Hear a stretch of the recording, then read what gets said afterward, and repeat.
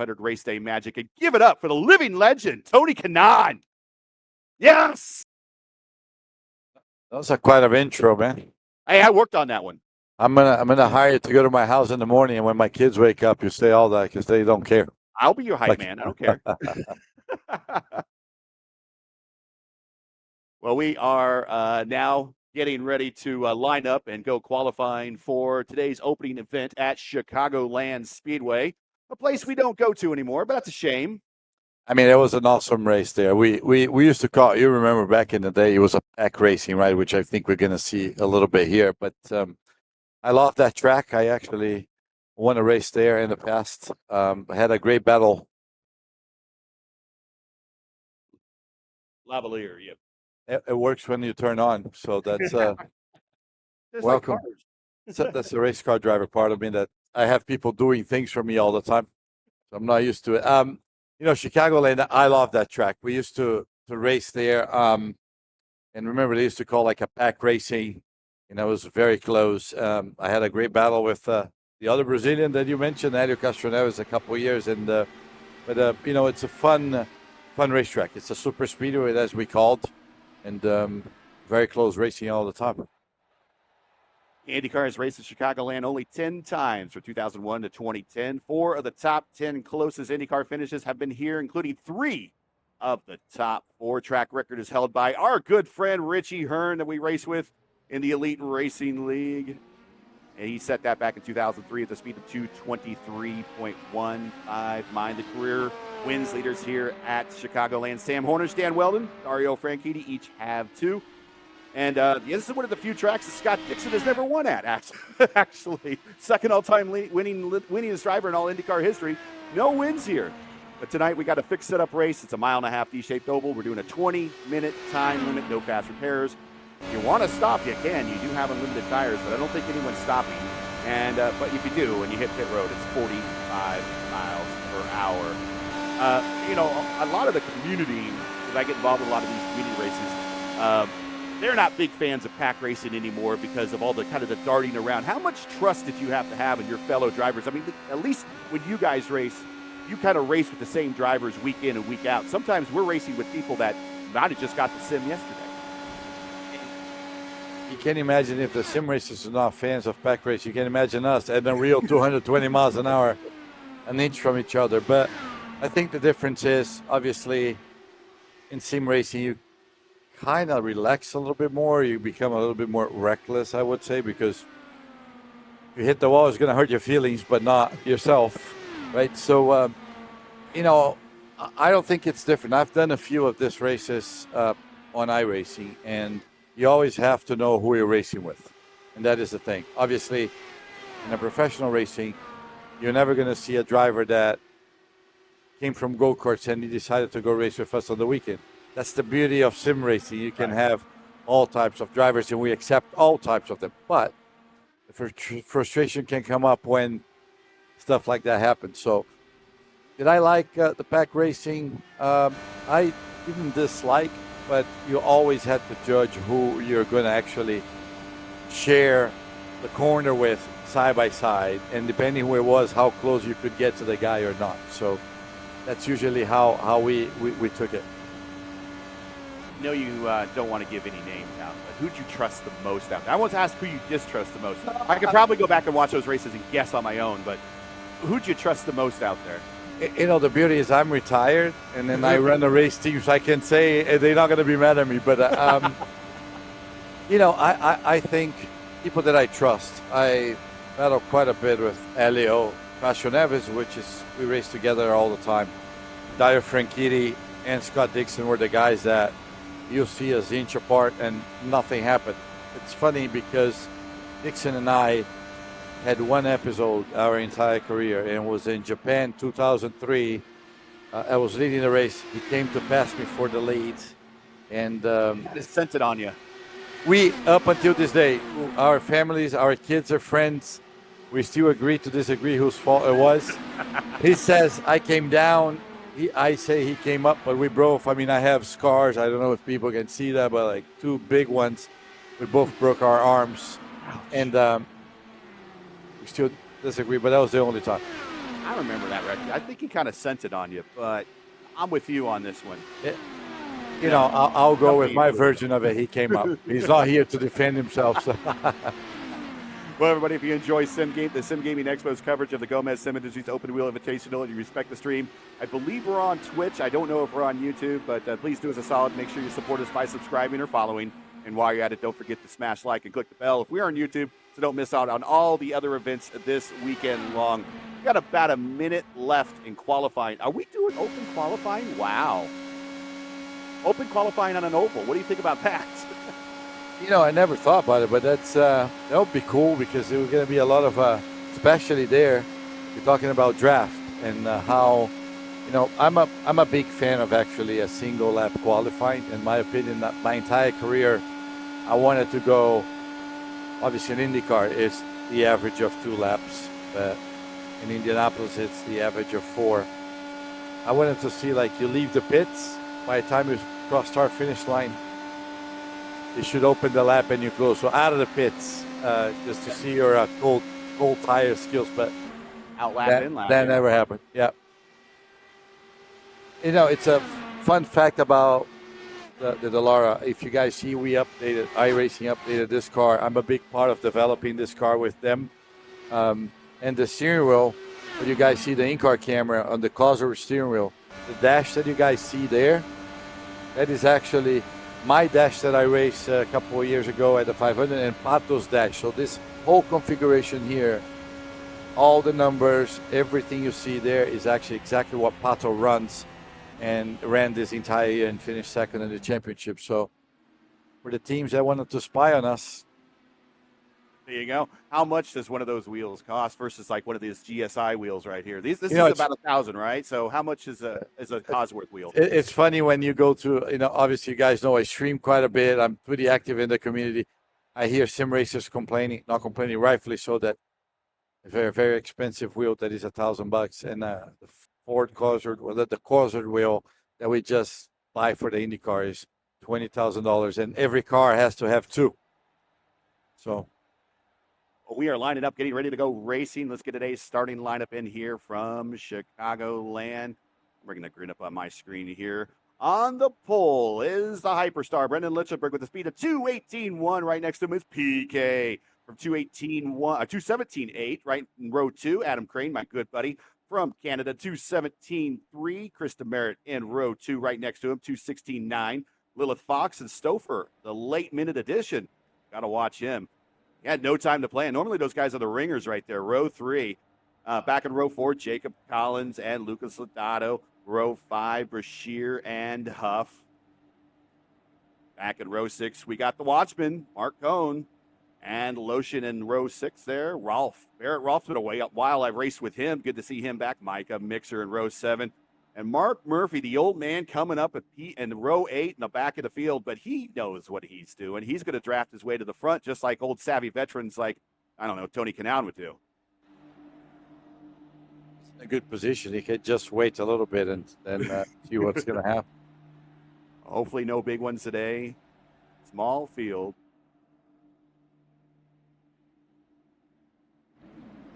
As the pace lap begins here at Chicagoland. Again, 1.5 D-shaped oval. It has kind of an arced backstretch, which is kind of weird from these kind of cookie cutters 1.5 miles.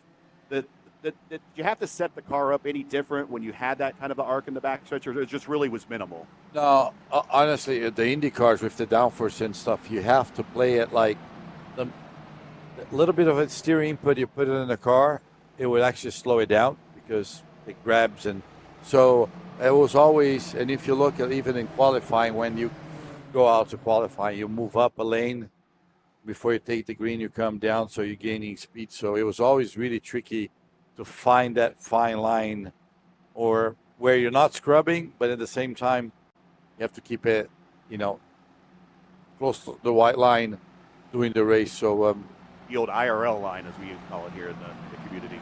Yep. Which, you know, it doesn't happen anymore, which I think is a good thing. Yes. I remember these races in 2001, 2002. You would rake, the cars would be raked often. You get that back wing out of the you go nose up, rear wing, and you hug the white line, which is the shortest way around, and nobody would pass you. So Now pace car off. Field is under the control of the Hyperstar and PK. Here we go. Green flag in the air. Let's go pack racing to Chicagoland. Everybody deep into one.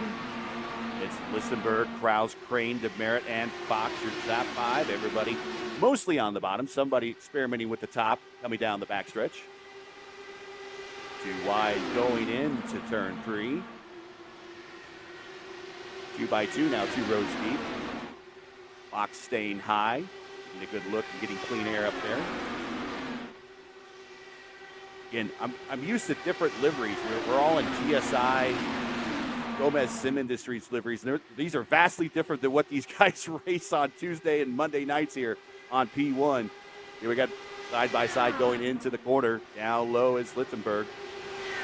He's going to hold that IRL line. He's going to make him work for it up top. Is it possible to pass up top on these races? I mean, do you have to pinch the guy, hopefully scrub off? Because here's the thing. Like I said, hugging the white line is actually the shortest way around, but you put more steering input into it, the car will screw up speed. The higher line is longer, but you keep the engine revs a lot freer because the downforce, the wings. So you'll see eventually, depending as the tires go off, the inside line, the guy will start scrubbing speed. When we say that, the car starts to slide a bit, and that the outside lane will. Right now, I would say the guy that's on the inside is actually wearing the tires a lot more than the guy on the outside. And then when a car gets behind you, you're also amazing. I mean, people don't believe it, but that is a side draft. That is a draft from the car in front. But if somebody's actually tucks behind you, it makes the car in front to go quicker too. So, which is very unusual for people to understand that. You're not pushing somebody, right? You're not bumping into it, but like aerodynamics are just on that. Yeah. Track temp right now is 135 degrees, so that bottom line eventually is going to start wearing out those tires, especially that top. Ooh, sneaking up a little bit, crowding the top line a little bit. See that there? He washed out the front and had to probably, I'm assuming, lift a little bit. And look at the high line. See, he got an advantage now because he's still pretty good in 1 and 2. Now they're even. Now we're going to go 3 wide into turn 3. Oh, down in the middle, though. Not giving a lot of room to the bottom. Up high has a safety position right now. Down the front stretch, 3 wide at the line. You know, by them doing that, they're going to keep the pack closer. It would be quicker if they tuck behind themselves. And why don't they work with one another? I mean, it's a timed race, so you don't have much time to work with one another. But in a marathon instance, I guess you would want to work with one another and kind of run away with it, right? Well, but you can time it. At least it's less people in front for a little bit. Then See, on these particular cars, the draft envelope's about 1.5 seconds. Is that what it's really like in real Indy cars? Does the draft envelope go much farther back than 1.5 seconds? No, I mean, to be representative, yes, but like the normal, if you see a car in front of you, no matter how you're getting a little bit, and then obviously as you get closer, but it's pretty similar. Like I said, I work with iRacing quite a bit on trying to make it as real as possible for the. This, I mean, you broadcast IndyCar only, but it's funny to hear sometimes the sim racers that I get a lot of heat in a good way that, man, this car now with the hybrid, it's terrible. What did you guys do? So, well, this is the real life, my friends. This is not a joke. It's like, and sometimes they don't like that because it's not what you used to. Nobody likes change, and nobody likes it when it makes it more hard. And if this was easy, everybody be racing IndyCar for real. Correct. So, and we don't have access to the hybrids yet. That's hopefully in a later update coming inside of the next year or so. But we're really, I know the community as a whole is really looking forward to that. As currently right now, Phil Krause, BK is your leader. DeMerit now at the second. Lichtenberg in third. Adam Crane hanging out in fourth. And Lilith Fox has been nailed down in the 5th spot. She's taking big ownership of that, and top 5 has really remained unchanged since the start of the race. And side by side down the back stretch. You can use side draft in these cars, but it's very, very hard, and you have to get very, very close. And when you do get very close, I don't know how much you've experienced this, but the ever threat of netcode.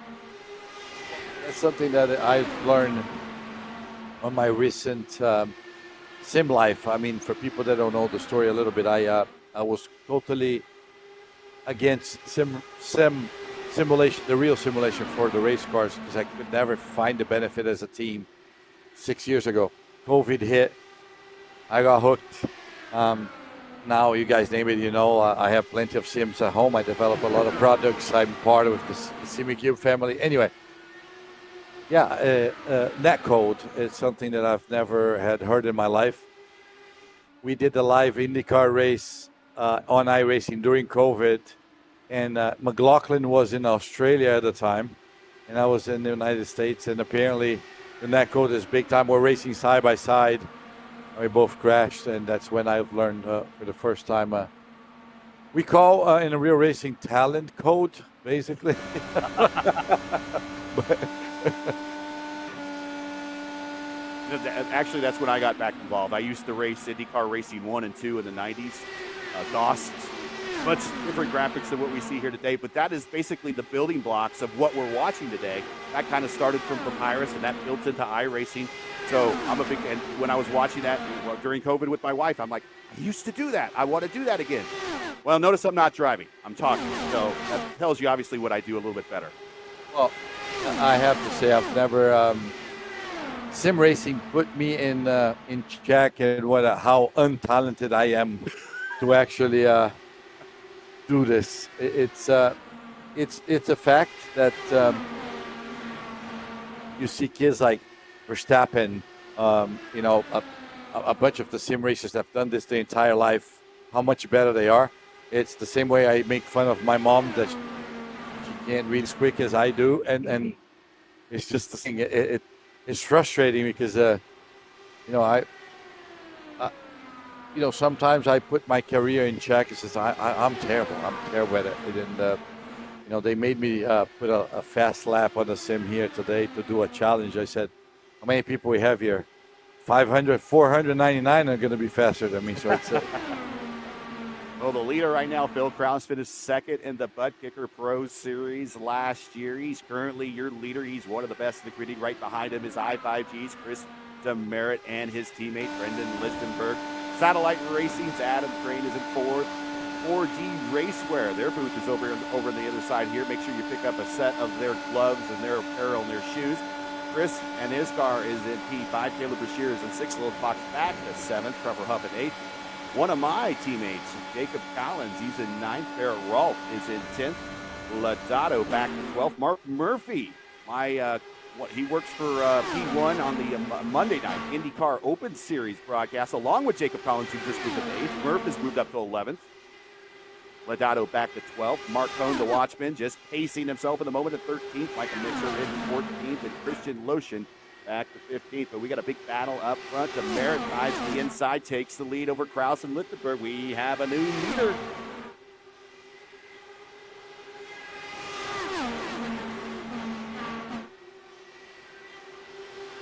Wide at the line. This track looks wide, but when you get three wide, these open wheel cars, it kind of narrows up pretty quick, doesn't it? Yeah, we're wide enough. It's not wide enough. No. Do you ever think, as we watch this race here, and we've heard rumors of Chicagoland returning kind of to the racing schedules of other series, do you think IndyCar would come back here, or do you think this car is really not built for this particular racetrack? No, I think the cars are. Obviously, we're trying to add more venues to IndyCar. I know we definitely need more ovals. We kind of migrated away from it. Now we're kind of coming back. Looks like maybe Phoenix will be on the calendar next year, which is an improvement. So I don't know yet, but you know, we need another oval too. Instead to do a doubleheader in Iowa, we could try to split. So they're looking to venues.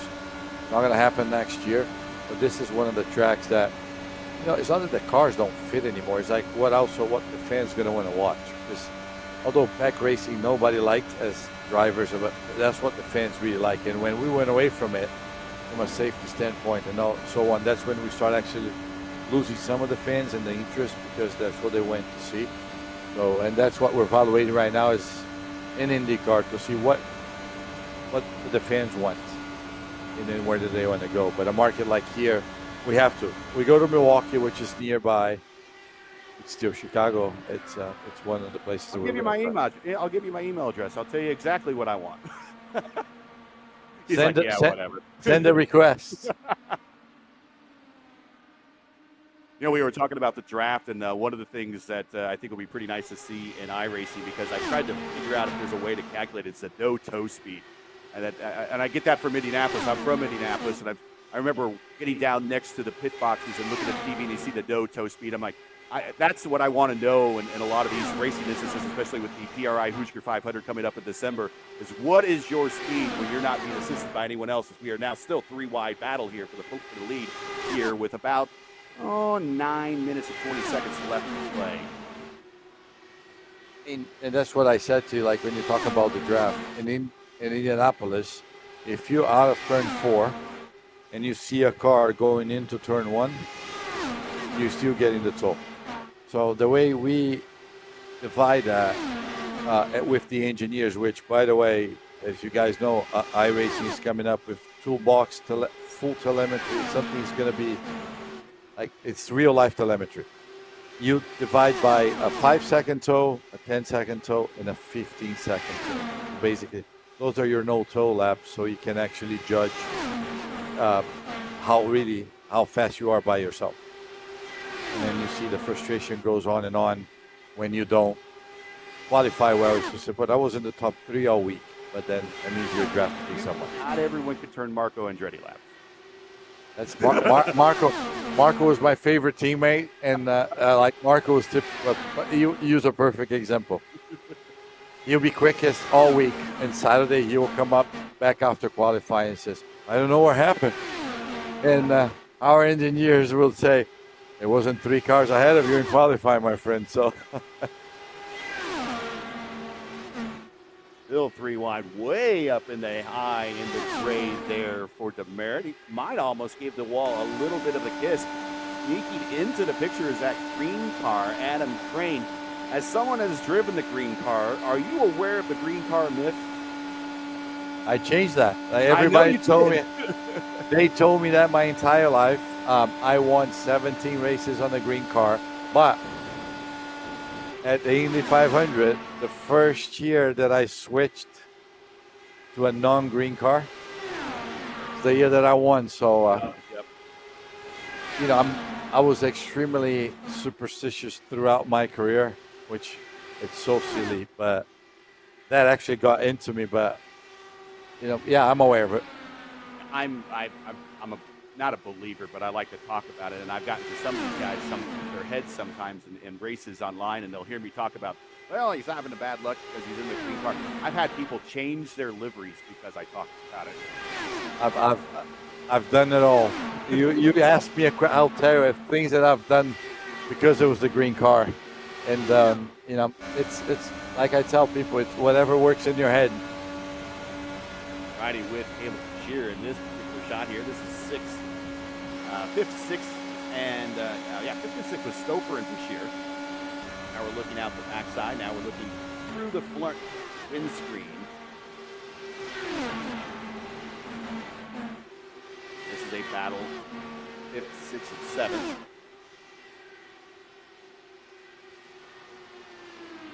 Again, the battle for the lead is well out in front of this. Kraus now has about a 1/10 of a second lead over Littenberg, which is might as well be a full lap lead here at this particular racetrack, the way that we have close finishes. Although Littenberg is kind of tearing into him on the straightaways, staying in the draft. Demerit at 3/10 back, Crane 6/10 back. And then there's a huge follow-up. I think maybe some of these guys have listened to you a little bit, Tony. 5th, 6th, 7th, they're all 2 seconds or more behind. So really this top 4 kind of got together, hooked up, and said, this is going to be our race to decide. I mean, they did the right thing, right? And whatever happens to the pack in the back, even they got messed up, but these guys got organized. But you can see they've been trading a draft a little bit, depending on the lap. So it was pretty smart. We're still down to 4 guys, so anything can happen. Going to look at EK's cockpit right there. We got TK here, PK there. Everybody initials. I love that camera view. I have that on my stream, and I think people love to see how how immersed you're in. And I have to say, what a setup here. This is. I walked in. My wife complains that I have too many sims in my sim center. I took a picture. Too. See, Okay. All right. this is a lot of sims. I said to her, that's not what you know. Now you don't have like one of your old monocoques that was left over with one of the teams that you could set everything up in and have it. Really funny that you said that because Oh, since I took over the team, we have a few old crash tubs, and that'll be a project when we have time with my mechanics. We're definitely going to do a real IndyCar cockpit with. Obviously, as you guys know, we make our own seats with the foam. And another pet peeve of mine that I am either old, cranky, my body doesn't take it anymore. I cannot sit in a single sim seat and not be comfortable because I'm used to the seat to mold myself. So hopefully eventually I'll invite you to come and check it out. We're going to put some SimiCube active pedals. The biggest challenge is how we're going to put the direct drive into that cockpit. That we haven't figured that out yet. So that's a lot. That's a big block of steel that's going to hang underneath. And you hear that? He's going to invite me, guys. I live in Indianapolis. It's all good. It's just I'm in Westfield. Have you seen the sim center that we have right in the Westfield? Just come over. Do the Monday night broadcast from there. I'm in Westfield. Here we go. We're the Motor District there, so just come over. All right. My wife's going, oh, my God. But Phil Krause now kind of busting out to the front here with about 3 minutes, 15 seconds left. That's still a lot of racing to hear at Chicagoland, about 25 seconds a pop for every single lap here. 2:15, 2:16 on the top speed. Second spot is Brendan Littenberg. Brendan had a pretty good race yesterday in the exhibition. I told PK to go easy on everybody, but that is not in his nature. You get him behind the wheel, he becomes an animal. PK is the leader. It looks like he just waited until the end because he kind of opened a gap at 0.6 of a second there. It's not a big lead, but it's still drafting. But like, look how spread out. Are they just waiting until? See, I'm a horrible hack spectator. Well, it's one of these things. We're doing commentary on a race, and we want to bring you the action, but we're kind of doing an interview at the same time, and it's kind of a little bit different. I'm in podcaster and announcer mode, and I haven't been ever done that ever. I used to be podcasting. Now I'm doing both, and yeah. I do appreciate you being a good sport. We're watching this, though, and Krause now 0.6 of a second lead. And Crane in the green car is busted out the third, and we still have time for Crane to reel in Brendan.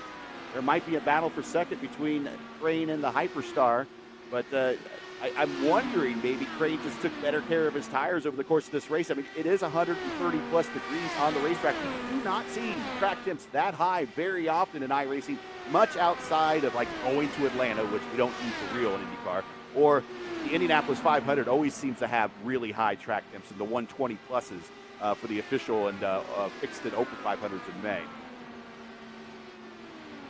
You know, the beauty of iRacing, anytime I want to do a lap or something, I just can manipulate the weather and put it as cold as possible. But yeah, the looks like, I have to say, I mean, Krause probably, he was running the mid lane for the majority of the beginning of the race. I think his tires were much better at this point. Now, look, the second and third, they're fighting, and he's just gonna take off.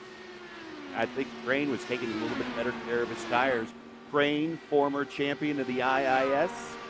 Brendan Littenberg, check him out on his channel on Twitch. He's a member of Team I5G, one of the super squads. Also, Bill Krause, also one of the member of the super squads. Power Slide, private label Team Hype. There is the audience watching. Everyone say hi. You're on camera. You're on the stream.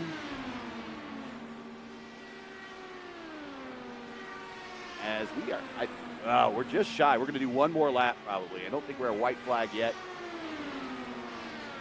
Here's that pass for the lead. And then he slams the door with the dirty air. But so far, I haven't seen any Brazilian clears or Brazilian slides on anybody today. The Brazilian drivers are very aggressive in these cars on the sim. No comment on that. Final lap is being recorded. It's just shy of about 50 laps. Kraus down the backstretch. Into turn 3 for the last time. And I've said it so many times, and it doesn't change here. All things remain the same. We might be live, but everything still remains the same. Bill Kraus with the win at Chicagoland. And he's going to start off with the early lead in the points championship as we head to Barber next as part of a triple header tomorrow. And while we're cooling down, I do want to remind everybody that today's action has been brought to you by Gomez Sim Industries. Make sure to stop by booth 301 and check out the all-new GSI interlock system of wheels. Precision engineered, modular, and built for the future of sim racing. Lock in with GSI at booth 301. Also, just want to shout out P1 Broadcasting, where an esports broadcaster delivers what we try to deliver, top-tier sim racing coverage on iRacing with semi-pro commentary. Immersive graphics, I got that covered. And thrilling race action, those are those guys back there. To learn more about P1 and to request a quote for your racing league, check them out on YouTube, Facebook, Instagram, and X. Just search P1 Base Broadcasting. Oh, the green car won, so. Is that really green, though? We call that green? I mean, that's... What color like, is that? Well, maybe the Menards yellow that Simon and Ed drove? Right. Yeah, correct.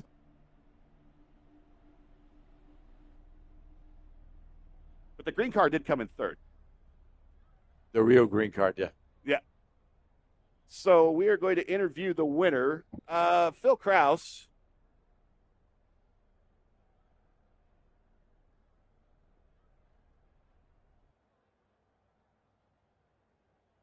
And we thought a good treat for the winner is to get interviewed, not by me. Who wants to be interviewed by me? I interview him all the time anyways. He wins every race I broadcast just about. So I figured getting interviewed by Tony Kanaan might be a better treat. So here comes Tony Kanaan. PK, meet TK.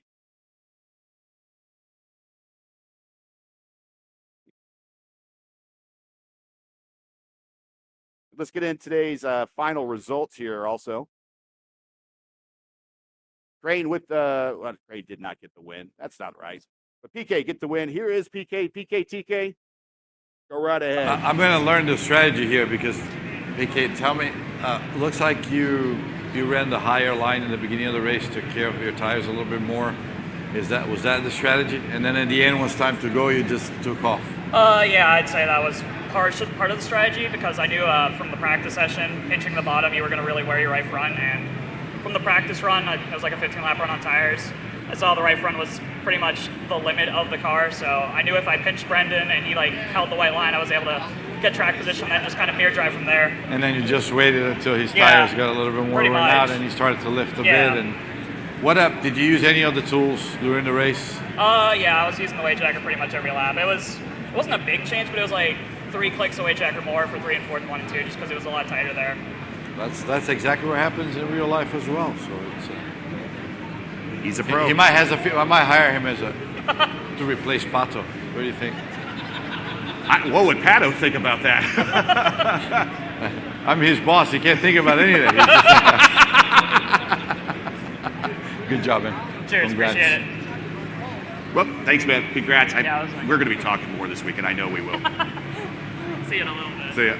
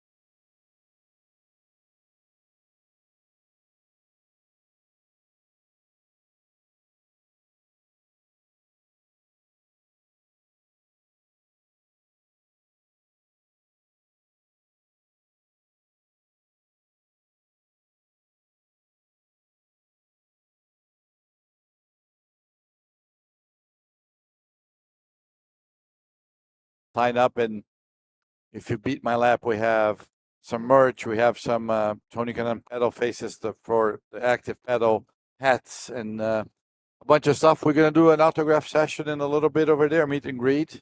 And then we're going to be doing a Q&A towards the end of the day. This is it's an awesome thing, that Jose and his team did preparing for this. When I first got the call, if I would participate, I said, look, I hope my schedule permits, but this is also I thank the people that show up here, the fans, and obviously, we're all involved and share this passion of sim racing. Through sim racing, I was able to I have my own team. I have a NASCAR team and iRacing with 2 drivers and 15 kids that actually down in Brazil, I help them with sims, and Carlos is here. He runs my team, and we run as a proper team. We do debriefs and try to kind of guide these kids in life. It's not just about the racing. So, we'll be here all day. Come say hi, take a picture. It's a fun day to be here. Well, I've gotten doing this job. I got a chance to work with Mark James before.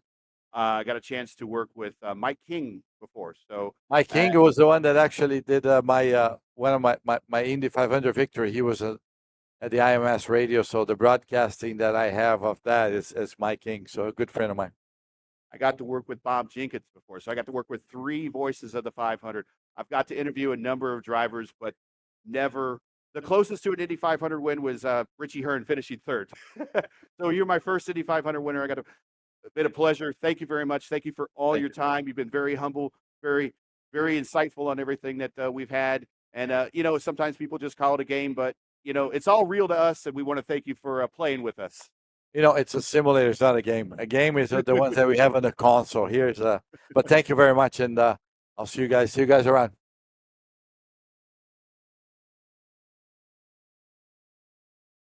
Podium here from Chicagoland, Phil Krause, Adam Crane, Brendan Littenberg. That is your top 3. Join us tomorrow for rounds 3, 4, and 5 of the Sim Gaming Expo. Gomez Sim Industries Open-Wheel Invitationals. The teams of drivers get ready to head for an IndyCar triple header at Barber Road, America, and a big-time shootout at Michigan. Coverage begins on Sunday at 11:15 a.m. Central Time. That's a 11:15. Just remember that, 11:15 Central. And remember, as always, for the correct time in your area, you can find everything on the website at simgamingexpo.com. Sim Gaming Open Wheel, or if I could read this stuff. The Sim Gaming Expo Open Wheel Invitation will be brought to you by the guys at Gomez Sim Industries. So you want to check them out as soon as you're done here. Precision engineered sim racing hardware trusted by drivers around the world. To learn more about Gomez Sim Industries, visit their website, gomezsimindustries.com, or stop by booth 301 and check out the all-new GSI interlock system of wheels. Precision engineered, modular, and built for the future of sim racing. Lock in with GSI and booth 301. So for Tony Kanaan, everyone here at the Sim Gaming Expo and Gomez Sim Industries, I'm Gary Gotso saying, hey, happy Saturday. Thanks for watching. Thanks for being here. And to all the men and women serving in the military and as first responders, Godspeed, God bless, and come home safe. Catch us again tomorrow right here for our IndyCar triple header in the next 3 races of the Sim Gaming Expo Gomez Sim Industries Open Wheel Invitational. We'll see ya.